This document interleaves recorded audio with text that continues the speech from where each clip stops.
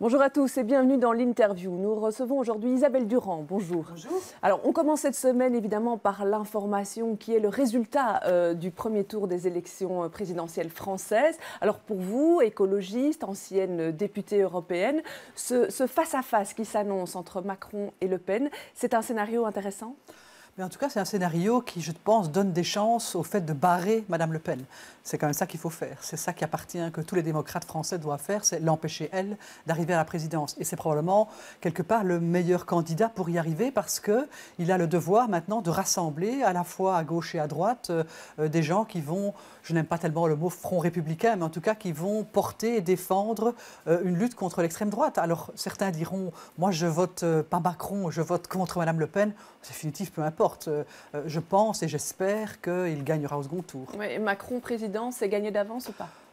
Gagner d'avance, rien n'est jamais gagné d'avance. On ne sait pas ce qui peut se passer dans les 15 jours qui viennent, mais néanmoins, je pense quand même qu'il y a de fortes chances. Le problème, c'est qu'il a fait 23-24%, il doit en faire plus de 50%. Donc il doit aller chercher maintenant, rassembler une série de gens, une série de personnes qui n'ont pas voté pour lui, qui ont voté à la fois Hamon, Mélenchon ou de l'autre côté Fillon. Il doit aller chercher tous ces gens-là pour passer largement les 50%. Il faudrait qu'il soit élu, je dirais, le plus largement possible.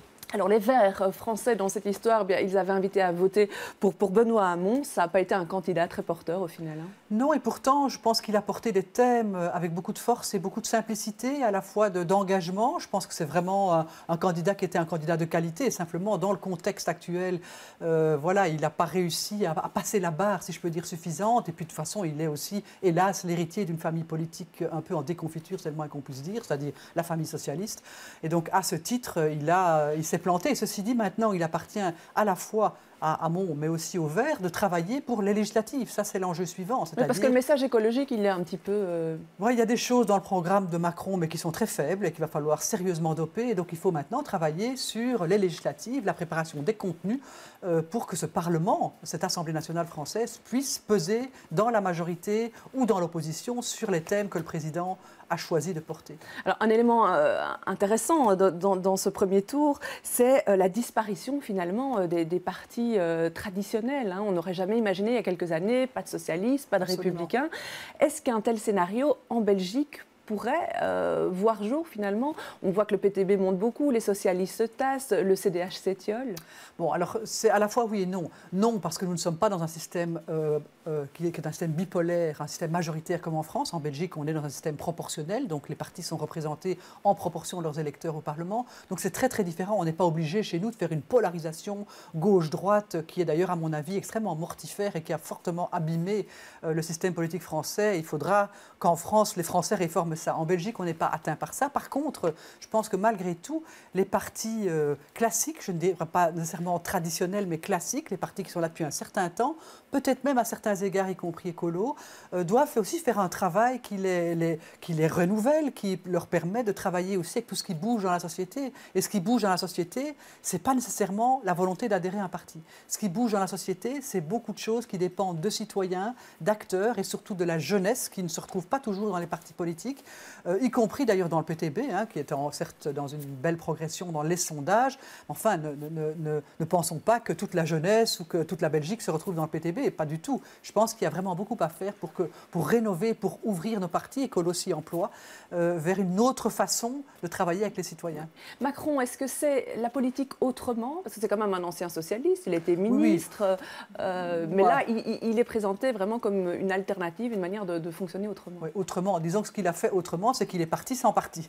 Et qu'il est parti en créant lui-même, à partir de rien quelque part, ce qui était quand même un beau défi, son mouvement En Marche. Maintenant, évidemment, il est dans une logique où il doit faire une majorité, présenter des candidats, donc il est complètement entré, et c'est normal, dans le système tel qu'il existe aujourd'hui pour les élections législatives. Donc pour moi, ce n'est pas un candidat qui fait nécessairement tout à fait autrement, mais sa démarche a été vraiment intéressante, et c'est vrai qu'elle a aidé à sortir un peu de cette bipolarisation gauche-droite qui à mon avis, ne répond plus aux enjeux d'aujourd'hui. aujourd'hui. Ouais, lui, c'était quand même le plus pro-européen de tous les candidats. Ça, c'est pas un positionnement qui est très facile. C'est vrai que par tout les à temps fait. qui courent. Et je m'en réjouis parce qu'il a donné le ton. D'autres l'ont suivi.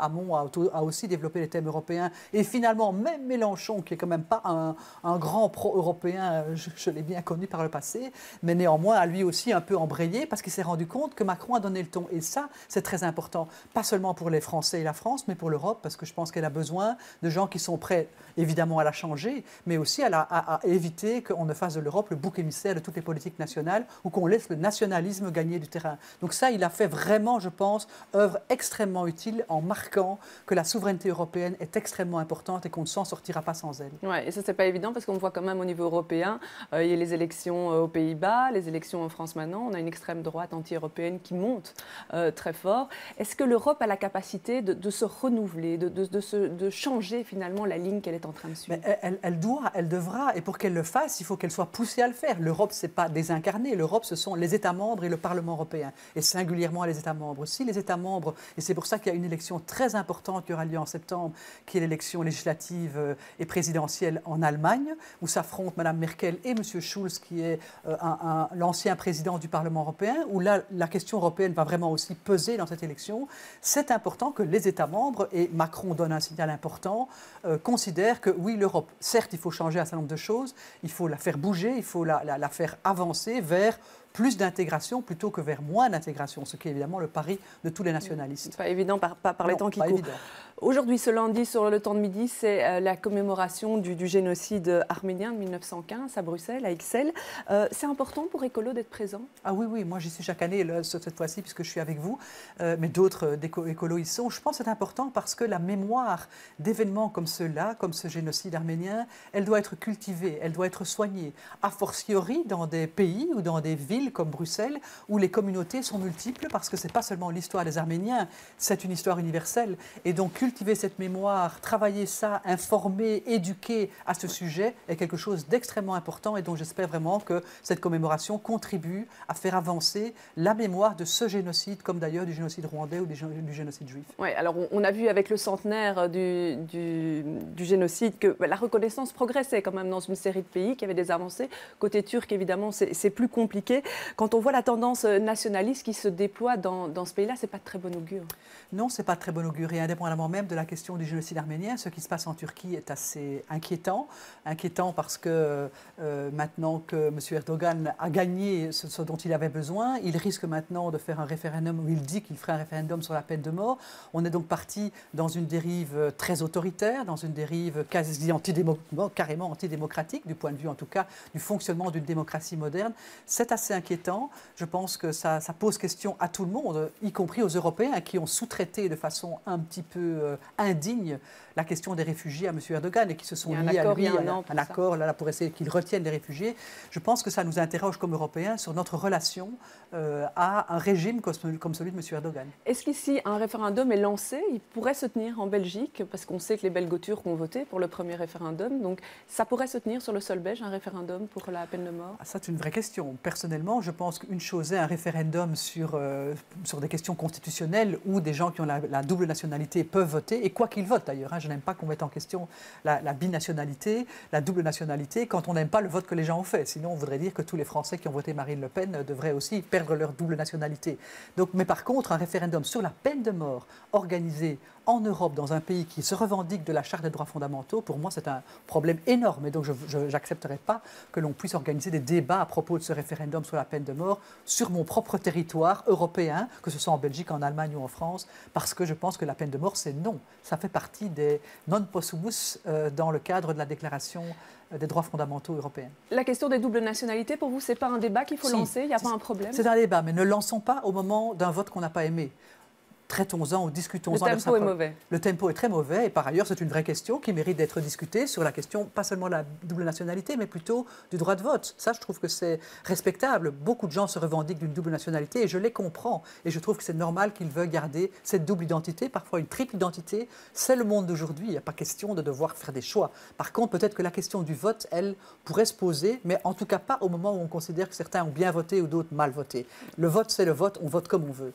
Alors on va parler un peu de l'ambiance chez Écolo avec la polémique soulevée par Marine Nagy, qui a été destituée finalement de son poste de chef de groupe à la ville de Bruxelles. Est-ce que la question de la laïcité dans le programme d'Écolo est un fake news? C'est ce qu'a affirmé Zakia Katabi, la coprésidente, ce week-end. On va voir sa déclaration. Elle dit « Notre programme est clair sur la question de la laïcité. Que Marine Nagy dise que ce n'est pas clair, je ne trouve pas ça juste. Non, Écolo n'est pas contre la neutralité. » Alors c'est un fake news ou pas, cette histoire? C'est-à-dire, je pense que le programme d'Écolo est tout à fait clair. Et Zakia Katabi a tout à fait raison de le rappeler. Ceci dit, à côté d'un programme, il y a aussi des sensibilités. C'est vrai que c'est une question difficile aujourd'hui à Bruxelles et ailleurs.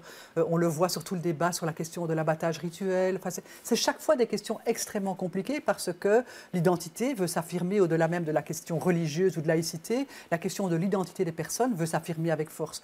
Donc je pense qu'il n'y a pas à modifier le programme d'Écolo qui est clair. Par contre, c'est vrai, il y a parfois des sensibilités qui sont plus compliquées, plus difficiles à faire entendre. Et je crois qu'il faut entendre ça en essayant de chercher les chemins pour rassembler les gens plutôt que pour les diviser entre, soi-disant, les bons laïcs et les mauvais musulmans ou les bons musulmans et les mauvais laïcs. Je pense que ça, c'est un chemin qui ne nous mène nulle part et qui est surtout un chemin qui va polariser encore un peu plus les positions des uns et des autres. Alors, au-delà de la question de fond ici sur la laïcité, on a senti dans cette histoire-là qu'il y avait un problème de personnes ou peut-être même de gestion de fin de carrière. Marine Nagy, c'est une ancienne, elle est là depuis très longtemps. Est-ce que chez Écolo, on arrive bien à gérer comme ça des personnes qui ont eu plusieurs mandats? Alors, il faut demander des dérogations à chaque fois pour pouvoir continuer. Est-ce qu'on ne gaspille pas l'expérience finalement des anciens? Vous avez été ministre, vous avez été députée européenne. Maintenant, vous vous retrouvez à la région qui n'est peut-être pas nécessairement le niveau de pouvoir dont vous êtes le plus proche de par votre expérience. Mais écoutez, je crois que dans une organisation, quelle qu'elle soit, a fortiori un parti politique et même Écolo, gérer à la fois les anciens et les nouveaux, la manière dont on peut affecter le mieux possible les personnes ou les expériences des personnes aux bons endroits, ce n'est pas une chose facile.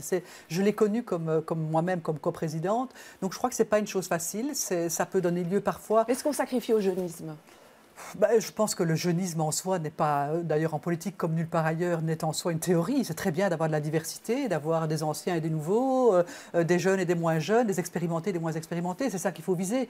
Alors aujourd'hui, ce n'est pas facile. Il ne faut pas non plus nier qu'il puisse y avoir des conflits, des rivalités dans une organisation comme Écolo, bien sûr. Et donc ça, il faut aussi tenter d'apaiser ça, ce qui n'est pas toujours facile. Donc moi, je crois que le rôle de coprésident dans ce sens-là est un rôle difficile. Je pense qu'il faut aussi que de part et d'autre, les anciens aussi acceptent de faire les pas nécessaires pour pouvoir non seulement mettre en scène les nouveaux, mais aussi essayer d'apporter aux bons endroits leurs expériences. Ce n'est pas facile, je suis bien placée pour le savoir. Parfait. Je vous remercie d'être venu sur ce plateau. Je vous remercie de nous avoir suivis. Demain, l'invité de l'interview sera Olivier Minguin. Belle fin de journée à tous.